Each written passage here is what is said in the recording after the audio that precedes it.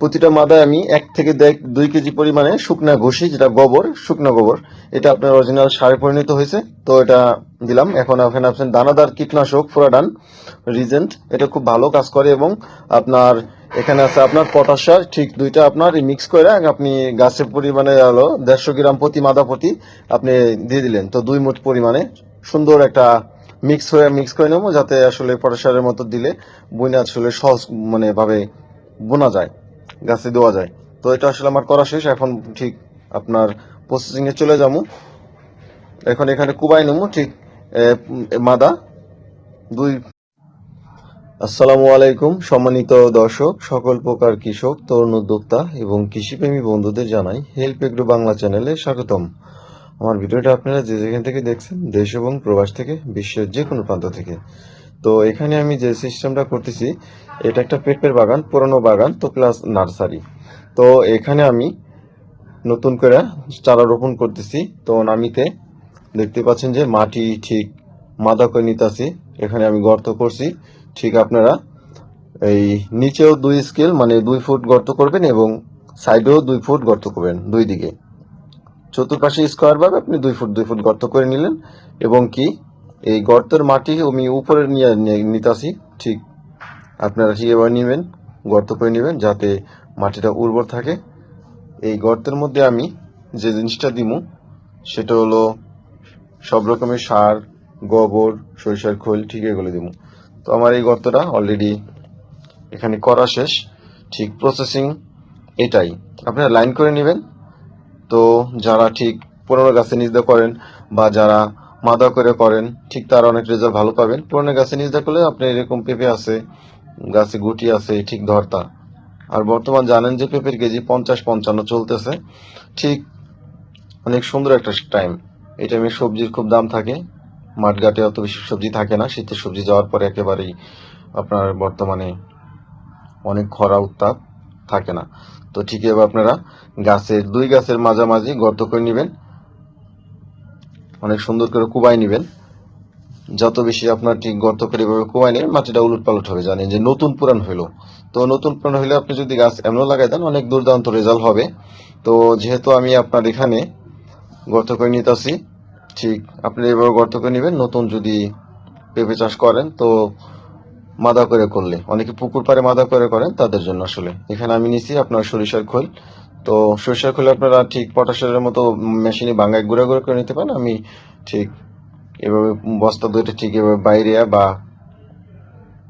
লাঠিতে বাইরে এরকম করে নিছি, যাতে আমি মাটির সঙ্গে মিশিয়ে দেবো। পরবর্তীতে গর্তের মাটি গর্তে দিয়ে দেবো। এখানে সব রকমের সার আছে, এখানে আপনি পটাশ সার আছে, দানাদার কীটনাশক আছে।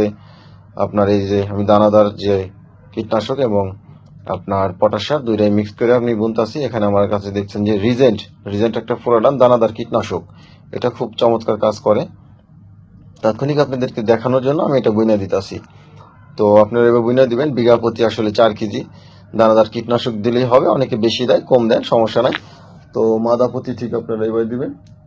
গর্তে যে এটা আপনার কম বেশি কোনো সমস্যা হবে না, কম দেওয়ার দরকার নেই, বেশি দিবেন। তো আমি সুন্দর করে এই পটাশ সারের সঙ্গে ঠিক রিজেন্টটা আমি মিক্স করে নিতেছি। জাস্ট এটা একটু দেখেন। তারপরে ঠিক শেষ করার পর অনেক সুন্দর করে আপনার মিক্স করে নেব, যাতে মিক্স করলে জিনিসটা আসলে বইনা আমার সহজ হয়। যেহেতু এটা আমার অল্প পরিমাণ, এটা বোনা খুব কম বেশি অনেকটা বেশি হয়।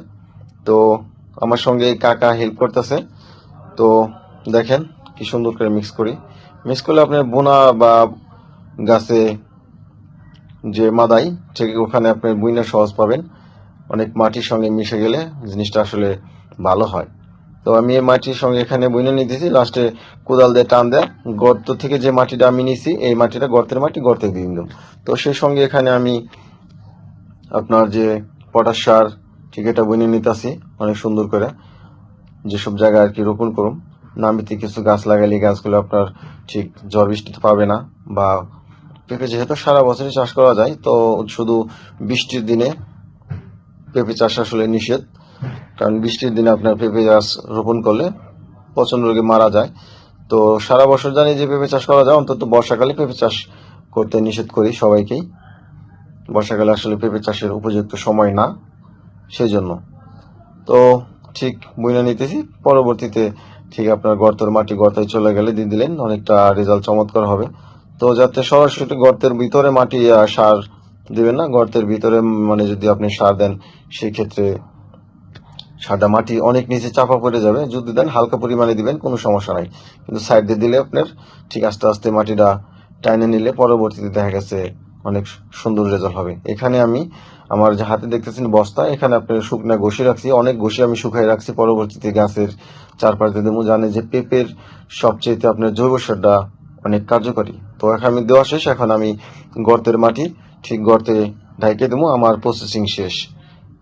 পেঁপের সবচেয়ে মানে আপনার জৈব সারটা ভালো কাজ করে। এই মানে বাজার থেকে যে জৈব সারটা কেনা হয় ওটা আসলে আমার পছন্দ না, শুধু টাকায় যায় কিন্তু কাজের কাজ অত বেশি হয় না। এই জন্য আমি নিজেই অরিজিনাল মানে গরুর যে পুরানো গোবর আছে ঠিক গোবরগুলো শুকাই রাখছি, ওই যে রাখতেছি আমার পিছনে দেখছেন। তো এটা আমি দিয়ে দিছি, পরবর্তীতেও দিব আসলে এই গাছের চারপাশ দিয়ে।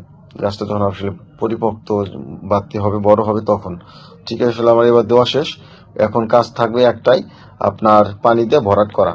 পানিতে ভরাট করে দিবেন, ভরাটের আপনার ঠিক 10। এখন আপনার সব কাজ কমপ্লিট, এখন শুধু আপনার এই পানিটা শুকায় যাবে, পানি দিবেন গর্তের মধ্যে, পানিটা শুকায় যাবে, শুকায় যাওয়ার 10 থেকে 12 দিন পরে আপনি চারা রোপণ করবেন। ঠিক শুকায় যাওয়ার পরে মাটিটা কিছু একটু কুবাই নিয়ে এই যে পলি থেকে ছুটাইলাম।